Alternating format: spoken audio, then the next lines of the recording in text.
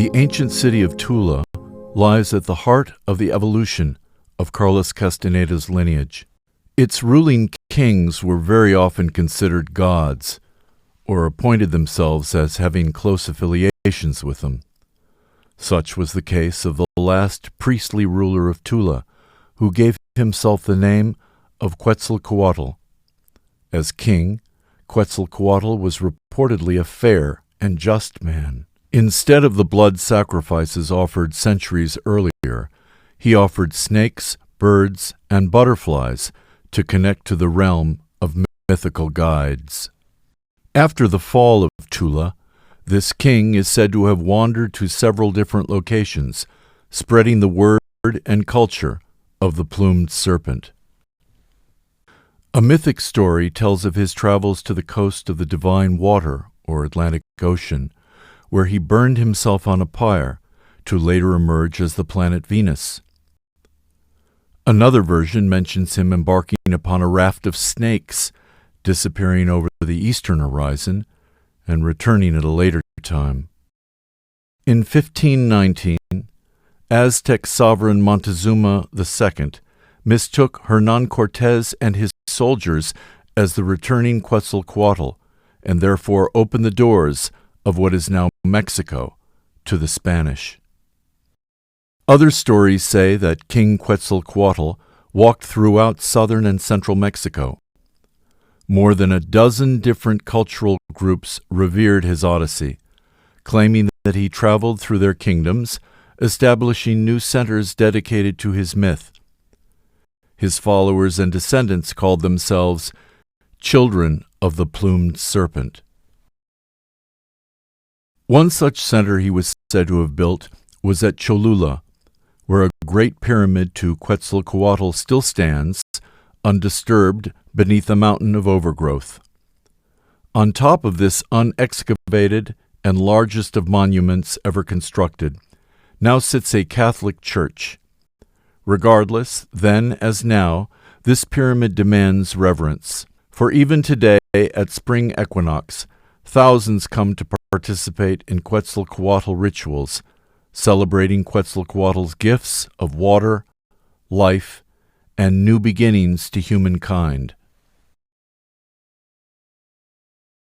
At about the same time, the plumed serpent teachings traveled to the Zapotec and Mixtec cities of Monte Alban and Mitla. There, instead of society-wide celebrations of the plumed serpent, as in Tula and Cholula and civilizations before, such practices were exclusive to the ruling class, nobility, and private warrior parties. No longer were there large public displays of offerings to their god. Instead, small groups assembled periodically in private, hidden rooms set apart by intricately carved, stylized serpent friezes. Thus, a distinction became evident after Tula and Cholula. In Tula, members of the lineage openly participated in dreaming practices aimed towards their final flight, merging their bodies and being in the daily world with their dreaming bodies, their timeless selves, to achieve a final flight into infinity. In cities established by the children of the plumed serpent, populations instead directed their attention towards transforming their insights and visions from plumed serpent into their daily lives and handmade products such as tapestries, pottery, wood carving, and basketry. Consequently, in the area now known as Oaxaca, the plumed serpent myth and the lineage transformed from the esoteric to the day-to-day. It is here that Don Juan met Carlos Castaneda, Carol Tiggs, Florinda Donner Grau, and Taisha Abelar, teaching them the life principles of the warrior. Hence, in the lineage past and present, visions and dreams have been the most common way of receiving input from realities beyond our own. 20th century Mexican artisan Pedro Linares is said to have seen colorful creatures in his dreams shouting, "Alebrijes! Alebrijes!" and bringing them to life from papier-mâché. Years later, Manuel Jiménez Ramirez, nicknamed El Divino, made his own version of alebrijes, carving them out of wood. In Oaxaca rests the nearly forgotten mountain city of Ixtlan. As the birthplace of Don Genaro, Carlos Castaneda's dreaming teacher, Ixtlan carries special meaning for the lineage. Castaneda writes that after Don Genaro wrestled with a non-physical being called an ally and stepped further into other layers of reality, he longed to return home. Yet when he did, nothing yet everything seemed changed, for the simple reason that he himself had changed. Pulled between the forces of nostalgia and infinity, Don Genaro recites a bittersweet poem by Juan Román Jiménez, bringing Castaneda to tears. And I will leave, but the birds will stay, singing, and my garden will stay, with its green tree, with its water well. Many afternoons the skies will be blue and placid, and the bells in the belfry will chime, as they are chiming this very afternoon. The people who have loved me will pass away, and the town will burst anew every year. But my spirit will always wander nostalgic in the same recondite corner of my flowery garden.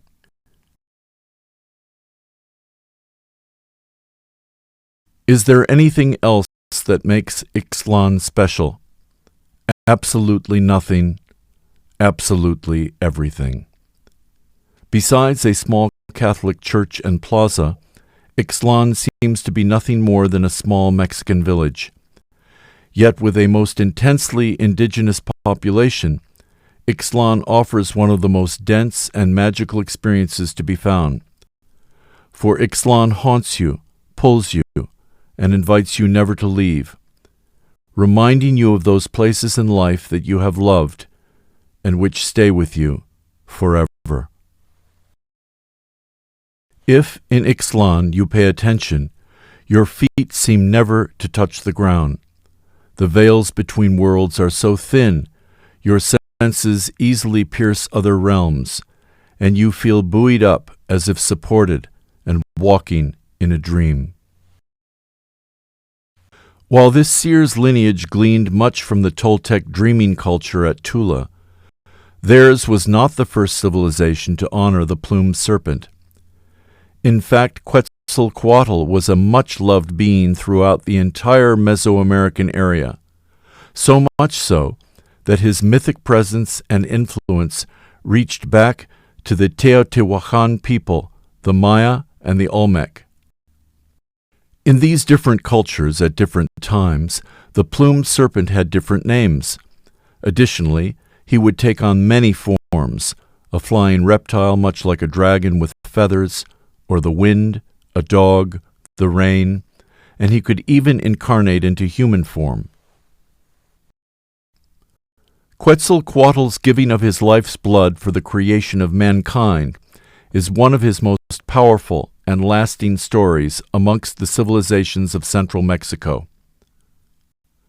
The gods came together and asked, "Who will live on earth? Because it has already been founded, heaven and earth have been founded. Who will live on earth, O gods?" Then Quetzalcoatl went to Mictlan, or the underworld. He approached Mictlantecuhtli, lord of the underworld, and Mictlantecuhtli, lady of the underworld, and told them, "I come in search of the precious bones of the human beings from the other ages of man that you saved. I come to take them." And Mictlantecuhtli said, "What will you do with them, Quetzalcoatl?" Quetzalcoatl answered, "The gods are concerned that someone will live on earth." Mictlantecuhtli said to his servants, "Gods, indeed Quetzalcoatl takes the precious bones? Gods, go and make a hole so that he doesn't take away the bones." Then they came to do so, and Quetzalcoatl fell into the pit. He fell dead, and the precious bones he gathered scattered all around.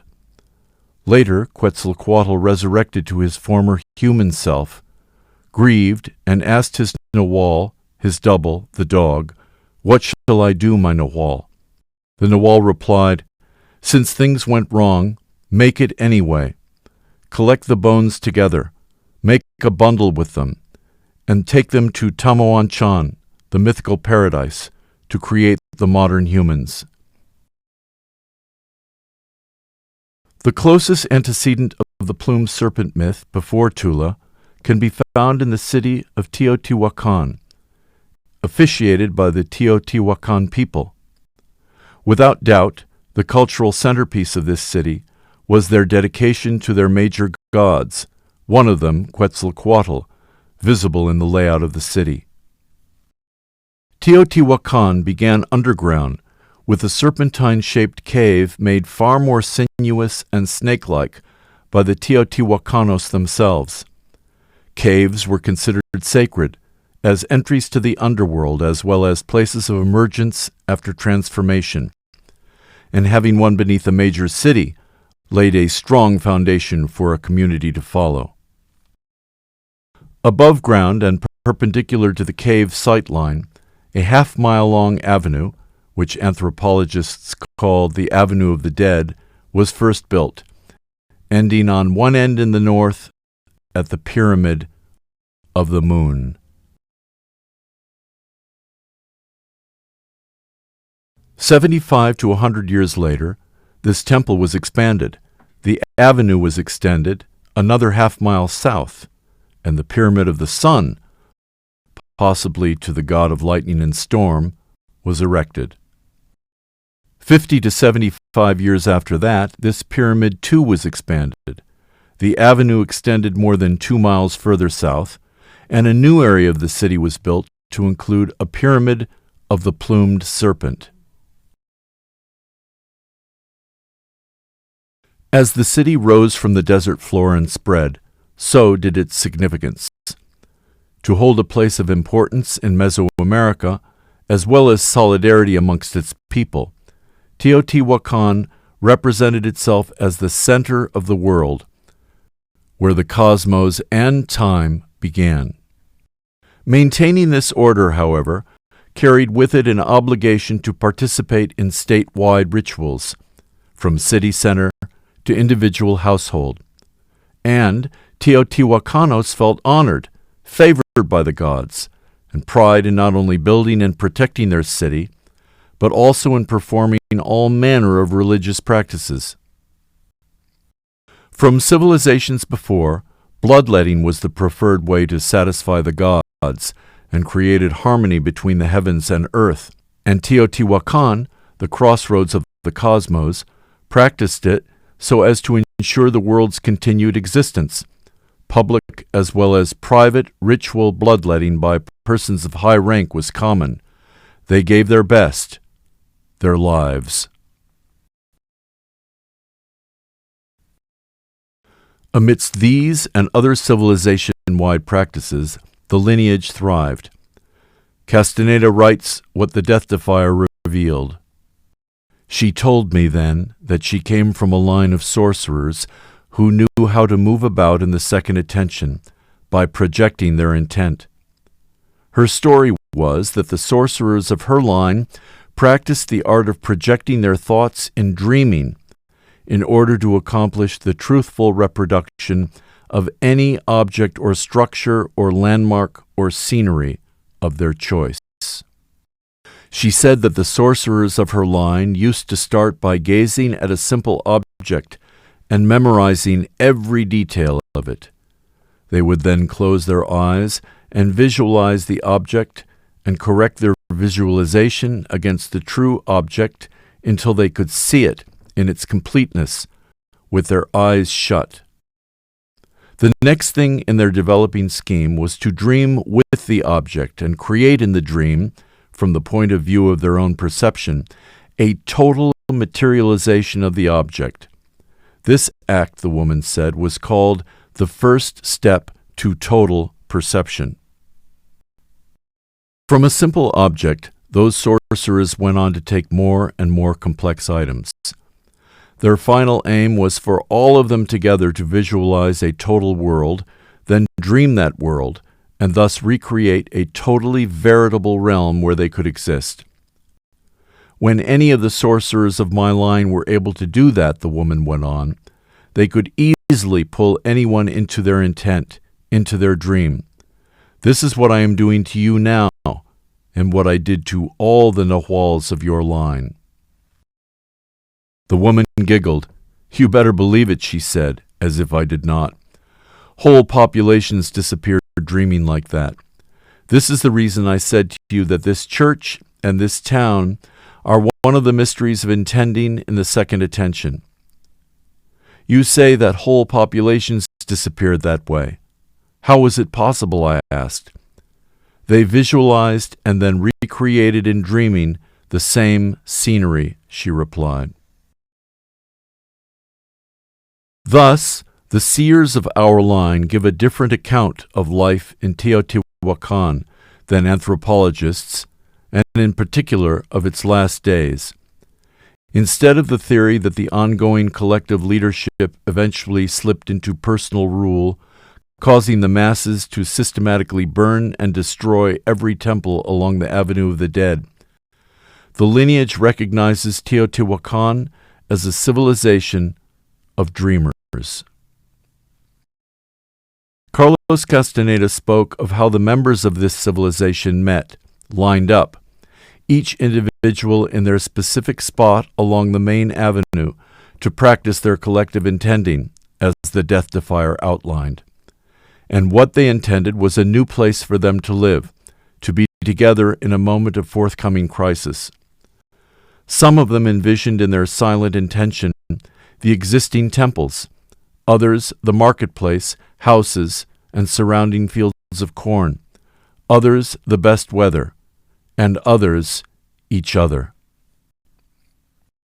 So at the time of the city's end, when it was their time to depart, each took their place on the avenue, faced south to the temple of Quetzalcoatl, fixed their intention upon their part of their new dream city, which they had spent days, weeks, months, and years intending, and igniting their filaments as Don Juan had done when he left this world, they took off to their dreamt city in their dream. To the lineage, the Avenue of the Dead is thus known as the Avenue of the Dreamers. The burnt artifacts along its sides denote a truth. The city burned, but in our telling, it's from an entire population burning, each from within themselves, at the same time. A possible reason why the Avenue of the Dreamers is dotted with paintings of so-called net jaguars, whose netting was the only way early artists could paint the energy they saw around such creatures, is that this was a city of dreamers, seers whose intent was to see energy. What seems strikingly remarkable about this mural is the mere humanity of it. A jaguar, complete with tail, runs forward on nearly human legs with claws. Whether depicting a mythic or human possibility, one meaning of the word Nahual is of a human being with the power to transform either spiritually or physically into an animal form. Such a painting not only typifies the way the Teotihuacanos accepted their link to the natural world, but quite possibly their understanding that energy underlies form, making shifting between forms possible. Aligning the accounts of anthropologists with the oral history of the lineage will hardly occur. Yet some researchers do valiantly attempt to see Teotihuacan through the eyes of its inhabitants. As Linda Manzanilla writes of Teotihuacan, Teotihuacan, which in Nahuatl means the city of the gods, or the place where gods are created, is one of the most impressive places in the world, the site where the spiritual and material knowledge of the Mesoamerican peoples generated the most architectural, urban, and artistic expression on the American continent. In this archaeological area, she wrote, there are a large number of palaces, such as that of Quetzalcoatl and several murals which are very well preserved and narrate to us in a very refined and beautiful way the way in which to see the world of this culture, which seemingly disappeared mysteriously by a series of climatic and social factors. Teotihuacan is one of those, and in order to have reached such a rank as a mythical city, 1,000 years of civilization have passed, which today breathes among its wide avenues which mark the pathways of the universe, and whose splendor emanates from the plazas and pyramids of cyclopean proportions, penetrating the walls, stuccoed with the native images of nature and faces from an almost forgotten spiritual world.